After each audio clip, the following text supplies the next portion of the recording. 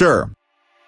Here's a detailed, 1,600-word article on the topic of B-52C and USA plans, tailored for a YouTube video script or description. This article is written in a narrative style without headings, flowing naturally and informatively. The B-52 Stratofortress has been a symbol of American air power for decades. Among its many variants, the B-52C holds a unique place in aviation history, being one of the earliest iterations of the aircraft that would go on to define long-range strategic bombing. Though the B-52C was only produced in limited numbers and quickly overshadowed by its successors, its role in shaping the development and operational strategy of the U.S. Air Force remains significant even today. Understanding the B-52C, and how it fits into the broader picture of the United States defense and strategic planning, requires a deep dive into its origin, evolution, performance, and current relevance. Introduced during the early stages of the Cold War, the B-52C was part of a rapidly advancing arms race between the United States and the Soviet Union. The U.S. was determined to maintain a strategic edge through advanced aviation technology, capable of delivering nuclear payloads over intercontinental distances. The B-52 platform was developed by Boeing as a subsonic, long-range bomber powered by 8 turbojet engines. While the B-52A was largely a prototype, the B-52B was the first version to enter active service. The B-52C followed shortly after with several improvements, including increased fuel capacity and better operational range. What made the B-52C notable at the time was its capability to carry more fuel internally than previous models. It introduced a significant enhancement in range, allowing for extended missions without mid-air refueling, a critical advantage in an era when aerial refueling was still in its infancy. Its maximum takeoff weight was increased to accommodate the extra fuel, making it more flexible for long-range nuclear deterrent missions.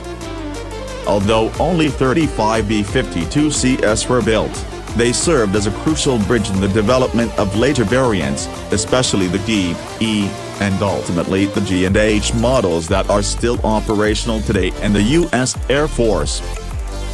The B-52C also played a pivotal role in testing and refining strategic bombing doctrines. During its operational period, the U.S. Air Force was heavily focused on strategic deterrence and the idea that possessing and demonstrating the capability to retaliate with overwhelming force would deter any adversary from launching a first strike. The B-52 fleet, including the C variant, was central to this doctrine. These aircraft were always on alert, often kept in a state of readiness where they could be launched within minutes if a nuclear conflict appeared imminent.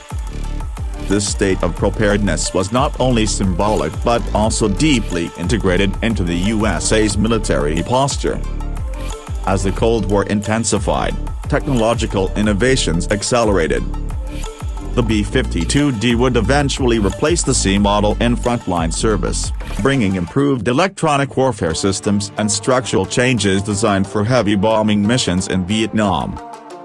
However, the experiences gathered from the C model influenced these upgrades. Lessons learned from its flight characteristics, fuel consumption, payload handling, and maintenance requirements all fed into the design and operational planning of the B-52's later forms. Today, while no B-52C models remain in service, their legacy lives on. The B-52H and the latest active Model A still follows the core design principles laid out during the C variant's development. It is a testament to the original design's flexibility and foresight that a platform developed in the early 1950s is still relevant in the 21st century.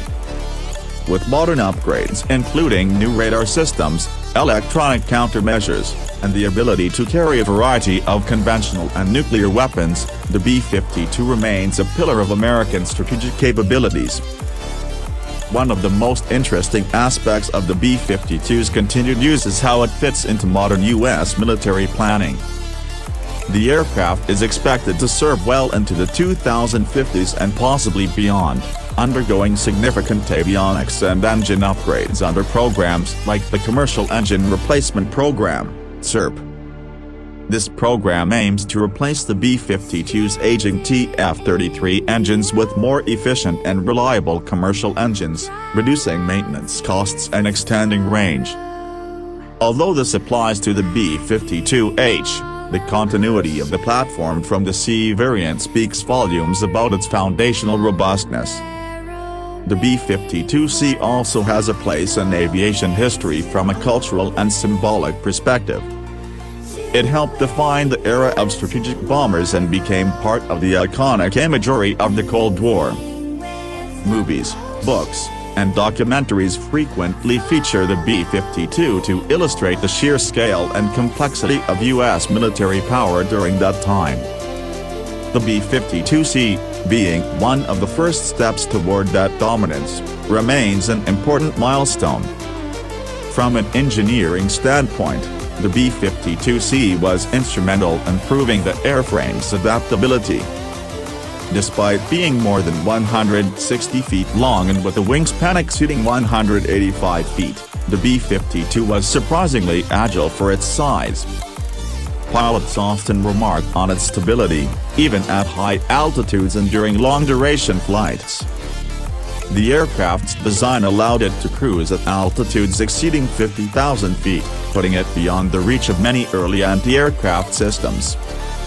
In a time when speed and altitude were critical defenses against interceptors and surface-to-air missiles, the B-52C provided a capable platform that could penetrate hostile airspace and deliver its payload with precision. Strategic foresight also played a big role in the continued evolution of the B-52.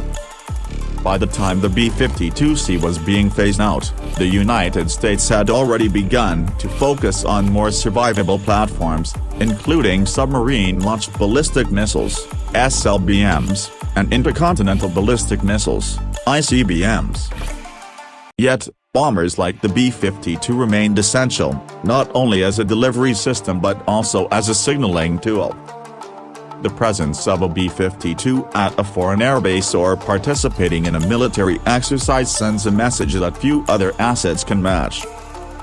It's a demonstration of reach, endurance, and intent. Within the current framework of U.S. global military posture, the legacy of the B-52C continues to inform planning and procurement.